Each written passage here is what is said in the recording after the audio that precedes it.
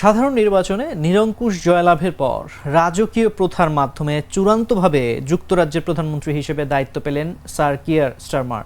শুক্রবার বাকিংহাম প্রাসাদের রাজা তৃতীয় চার্লস আনুষ্ঠানিকভাবে লেবার পার্টির এই নেতাকে প্রধানমন্ত্রী হিসেবে নিয়োগ দেন। বাকিংহাম প্রাসাদের প্রকাশ করা একটি ছবিতে দেখা গেছে রাজা চার্লস স্টারমারের সঙ্গে করমর্দন করছেন।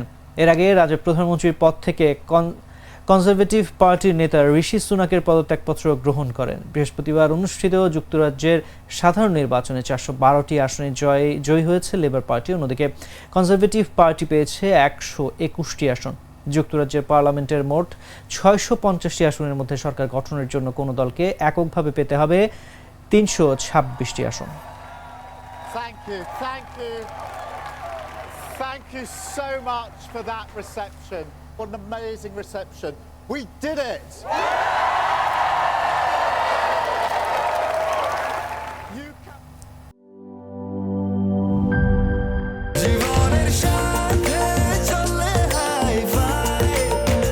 স্বাস্থ্যকর অল টাইম ফ্যামিলি কেক, সব সময় অল টাইম হেলদি লাইফ।